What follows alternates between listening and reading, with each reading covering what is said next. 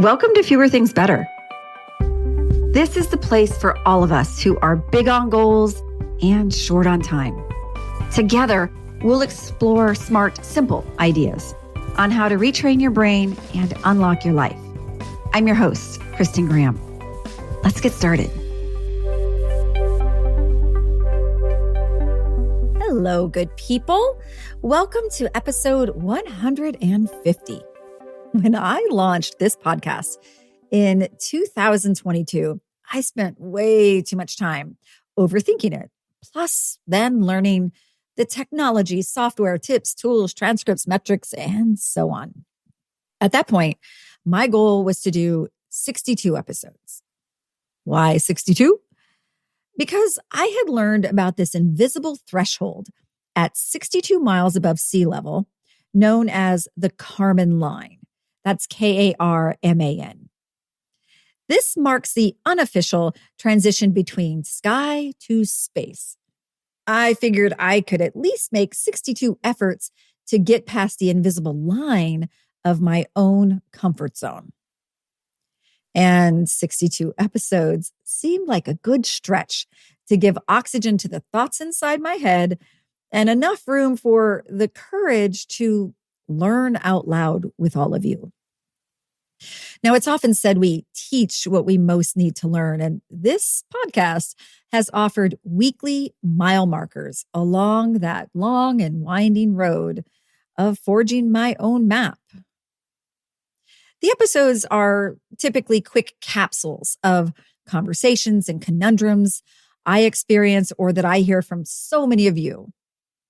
They serve as a cognitive whiteboard where I often share research, it's both formal and informal research, as we all try to make sense of the world as we continue to make our way through it. Today's episode offers a bit of the greatest hits topics and themes that have resonated most here, thanks to the feedback from all of you, and out there in that ever-evolving day-to-day. I'll be the first to claim limited expertise in many of the subjects that get explored here on these shows. I've learned, however, that there isn't a simple solution for how to do fewer things better. There is value, however, in exploring what resonates personally, and equally important, what we resist. In that spirit, highlight number 1 is the power of 2 minutes. Now, there are many iterations of the concept called the 2-minute rule. My frame of reference is taken from the 2001 book by David Allen called Getting Things Done. In it, he defines a 2-minute rule like this. If the task at hand will take less than 2 minutes, just do it now. It's that simple.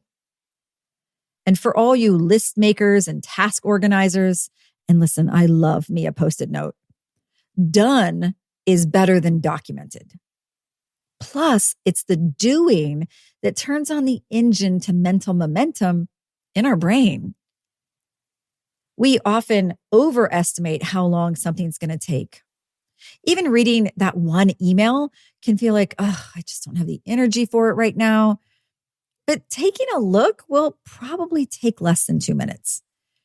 From there, you can decide what, if anything, you have the ability and the energy to do next.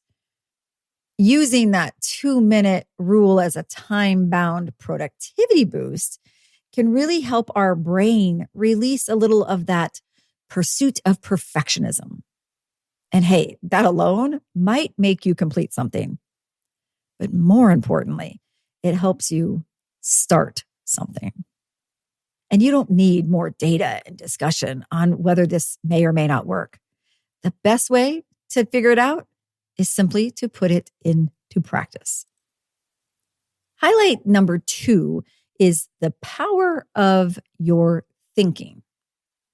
Let's spend a moment in a brain book club, and we'll visit the 2024 book by Joseph Wynn called Don't Believe Everything You Think. This is more than just a catchy title. It's a principle that is backed by brain science, cognitive psychology, and some good old-fashioned time-tested wisdom. Our thoughts are a soundtrack in our mind, and they are either adding fuel or friction to our actions. You get what you repeat. So it's really important to think about what you think about. The brain is a prediction machine. It's constantly scanning for patterns, pulling from past experiences, and generating expectations. This ability helped our ancestors survive. During that time, recognizing a rustle in the bushes might be a potential predator was far more useful than waiting for actual results. But in our modern world, this same mechanism leads to what is known as cognitive distortions, mental shortcuts that create unnecessary stress and anxiety and self-doubt. In psychology, these distortions are well documented. When we believe everything that pops into our head, we're letting these distortions dictate our reality and our response. But here's the thing. Just because we think something doesn't make it true. And once we recognize this, we can shift from autopilot to being in control of which way our brain is steering. And that is where neuroplasticity comes in. The brain's ability to rewire itself, think about it like an important software update. Every time we challenge one of those limiting beliefs, we weaken that neural pathway. Over time, newer, healthier thoughts, or at least neutral thoughts, can become the default. So when you put that into practice, think about when a negative thought comes into place and ask yourself, wait a minute, is this a fact or is my brain just telling a story? Your job isn't to believe everything that you think. It's to select the thought that moves you best and go forward. Highlight number 3 is the power of yes. As a professional speaker, I am often in front of large audiences. Now, whether the group is paying to attend an event or they're joining as part of their company or university program, they are investing time and sometimes a good amount of money to take part in the conversation at hand.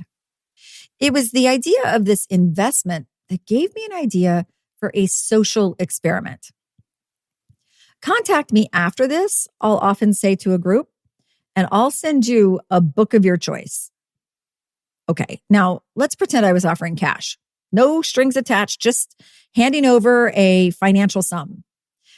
If I did that, I'd likely have a long line of takers. An offer of knowledge is a similar economic exchange. Only in this case, very few people will step forward to receive the investment. Why? Because they don't actually step forward to claim it. It's the accepting of the offer that was part of my hypothesis. What actually stops people from taking something that's being given freely? Maybe it's not of value to them, but I suspect it might go deeper than that for some. Have you ever been somewhere that something free was being handed out, like food samples or swag of some kind? People will line up to get something for free and sometimes go back again for more.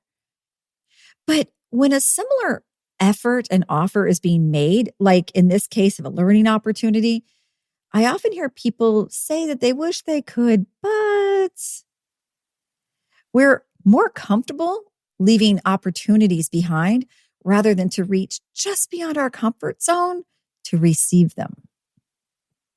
In finance, there's a quote that says, "In investing, what is comfortable is rarely profitable."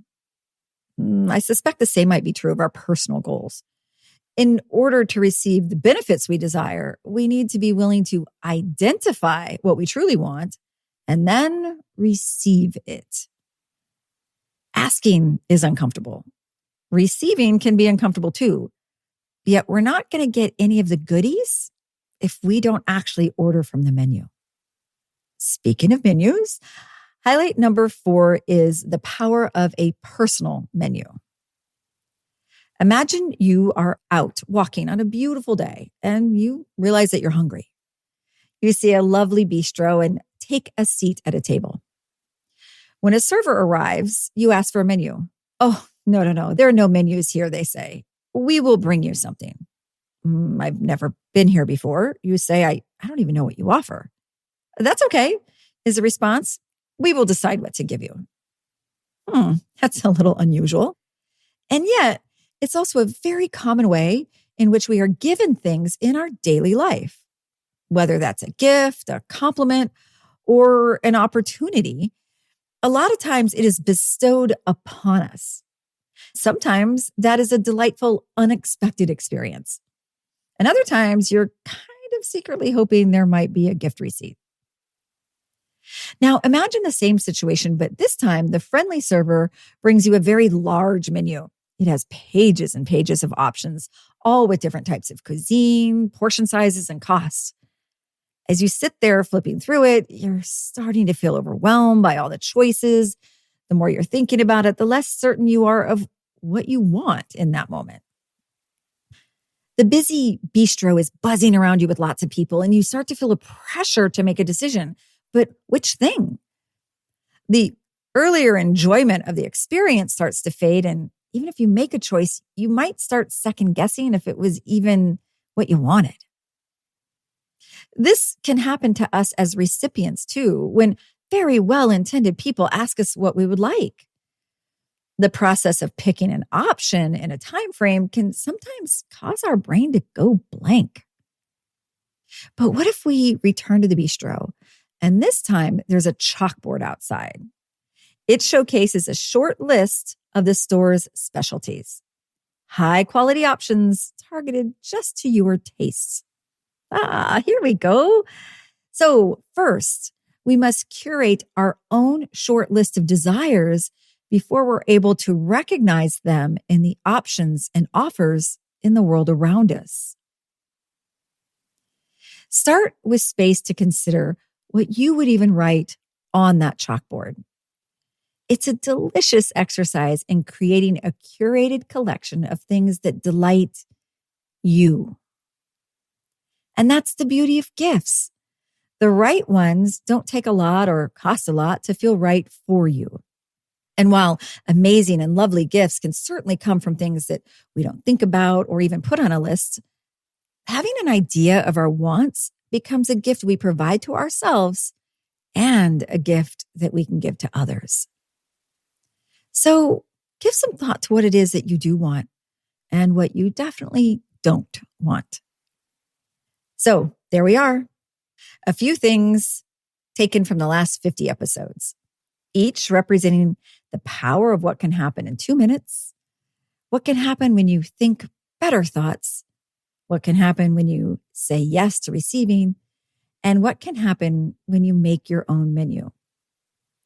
I am so eager to see the thoughts and topics in the next 50 episodes and look forward to having you join in and shape the conversations as we go. Here's to more good things ahead and a very happy menu.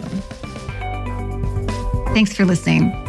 You can find a lot more like this by following me on LinkedIn or going to unlockthebrain.com and joining the mailing list. And if you found value in this podcast, please take a moment to rate or comment.